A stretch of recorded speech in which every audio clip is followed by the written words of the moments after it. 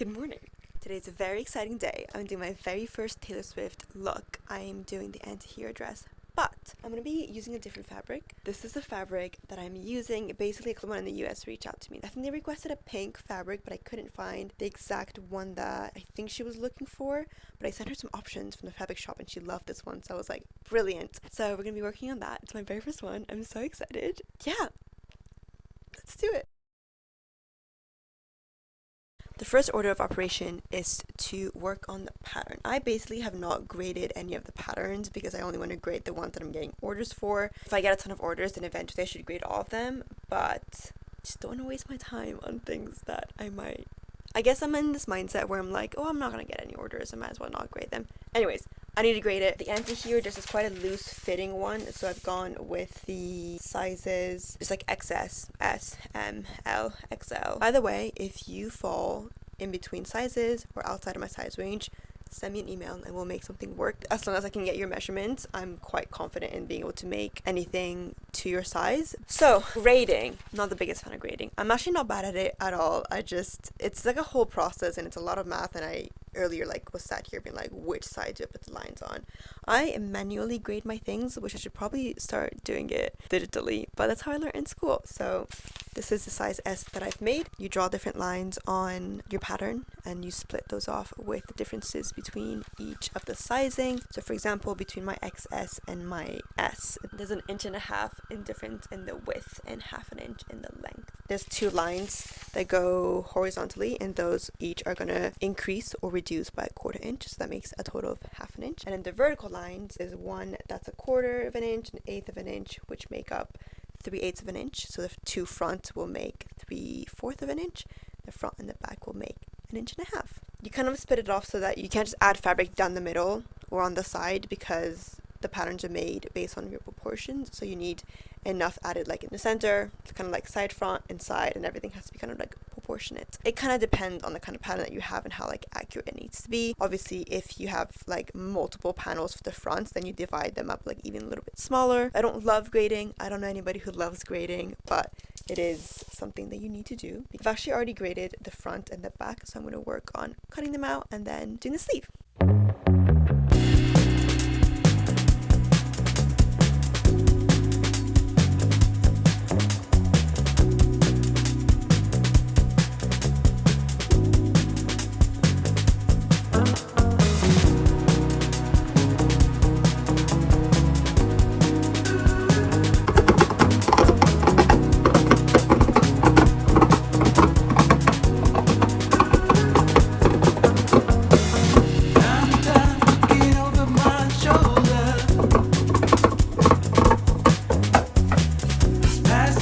So everything is cut. This is what it looks like.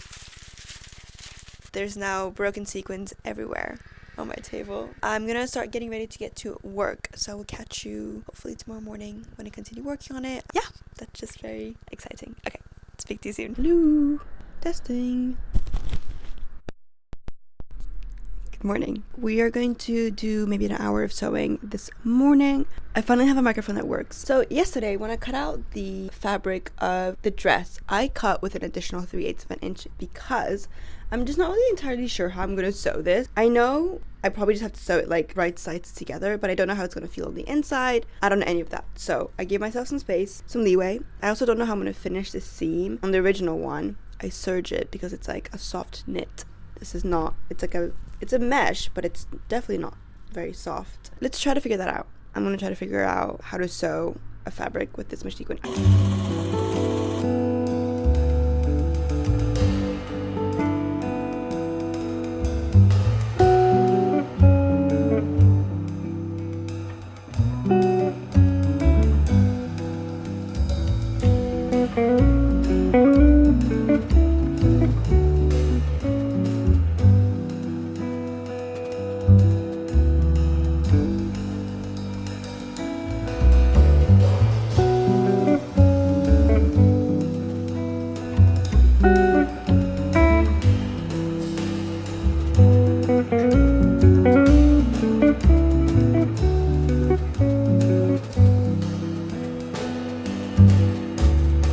Okay, I am playing around with different seam finishes. Basically, when the seams are left open, they're just kind of ugly, and I don't want to subjugate, is that a word? Subject my serger to sequins. So here's what I was originally thinking. Can I do like a bias binding type thing? But it makes, I think there's too much fabric that like wobbles, it creates little ripples, which is ugly, and we're not going to do that. However, so I'm using a stretch fabric that I have on hand. So this one, I sew it right sides together, I flip it over so there's 2 layers, and then I bring it to the other side so that there's 3 layers, and I think that's what's creating the bulk. Because it's a stretchy fabric and the raw seams are not ugly, I've just did a little sandwich. I think that looks pretty good. Obviously we'll try to make it like a lot cleaner, and I'm going to actually measure out the width of the fabric, but I think that's going to work. So I'm going to do the side seams of the sleeves and the side seams of the dress, and we're going to play around. Hopefully this method works. I've got sequins everywhere.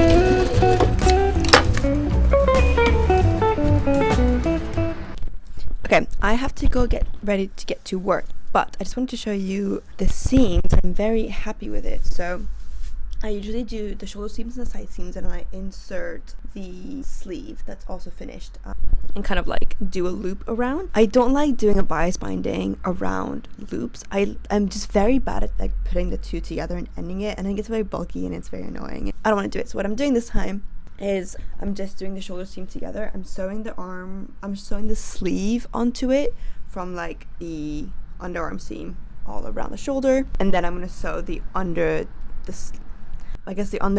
seam of the sleeve, and then it's going to sew all the way down to the side seam and connect it, which means it's going to be very clean on the inside. And this is what I've done. So this is shoulder seam. You can see it's very clean, and this is where it meets the armhole, and then the armhole is also finished. I'm really glad that I found a way to kind of encase everything, because I just didn't want the sequins on the inside to like rub off. I personally I'm not like that sensitive to things like rubbing off my skin, but I know some people can be like very, very sensitive, and I want the concert to be as enjoyable as possible for everybody. So yeah, I might actually put this one, I might take some photos and put it on my website for like anybody else who wants sequins. Next time though, I might increase the price just a little bit, because like this is obviously taking a lot longer to do seams, but this is so fun. I literally was sitting here being like, oh my god, I am like waking up early in the morning, making a dress for a client that I'm going to ship out this week. I'm truly living my dreams. So thank you to the person who ordered it, but for everybody else for watching and supporting. When I was at uni studying business, I literally every day would be like writing all these essays and be like, I just want to make pretty dresses for a living.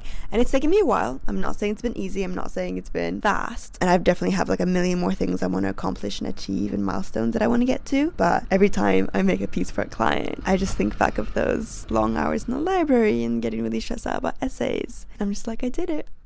Younger Noemi, we did it. We're making pretty dresses for a living. Well, I'm not really making a living off this just yet, but close. So yeah, very, very grateful, very happy. So this is what she's looking like. That's fun. Good morning. It's 7:30 in the morning on a Saturday. Today's a work day for me because, well, one, I have work at 10, and 2, this needs to get done. So it's a work day for me, and I'll take a day off at some point next week. Don't know where we last left off. I'm just sewing the sleeves to the armhole, and then I'm going to close the underarm and side seams together. So we're going to do that.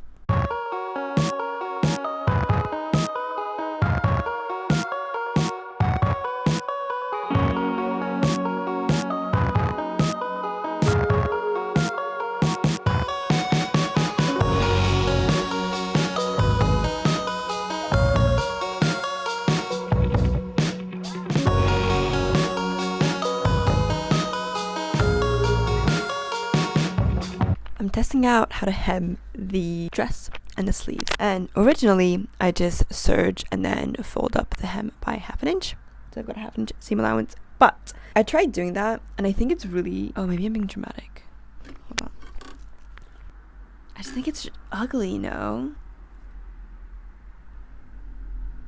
It's ugly. But basically, you can see the line, like sewing over the sequins. And I'm like, I'd rather not. What I can do is what I'm testing. Sew some fabric on the inside, fold it over, and hand sew it. Now, is it going to be more work for me? Yes. Do I think it's worth it? I think that's what I've decided on. So we're going to do that. Let's go.